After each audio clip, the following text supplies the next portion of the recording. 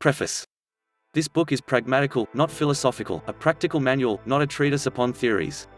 It is intended for the men and women whose most pressing need is for money, who wish to get rich first, and philosophize afterward. It is for those who have, so far, found neither the time, the means, nor the opportunity to go deeply into the study of metaphysics, but who want results and who are willing to take the conclusions of science as a basis for action, without going into all the processes by which those conclusions were reached. It is expected that the reader will take the fundamental statements upon faith, just as he would take statements concerning a law of electrical action if they were promulgated by a Marconi or an Edison, and, taking the statements upon faith, that he will prove their truth by acting upon them without fear or hesitation. Every man or woman who does this will certainly get rich, for the science herein applied is an exact science, and failure is impossible.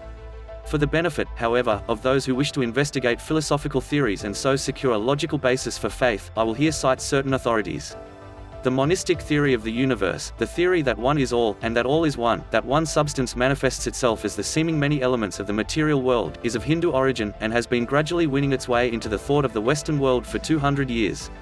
It is the foundation of all the Oriental philosophies, and of those of Descartes, Spinoza, Leibniz, Schopenhauer, Hegel, and Emerson.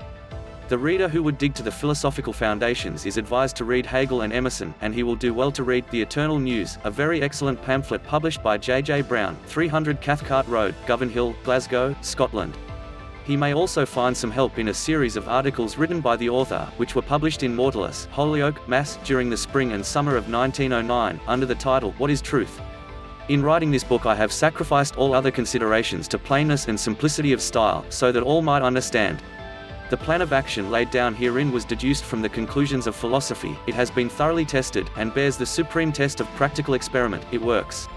If you wish to know how the conclusions were arrived at, read the writings of the authors mentioned above, and if you wish to reap the fruits of their philosophies in actual practice, read this book and do exactly as it tells you to do.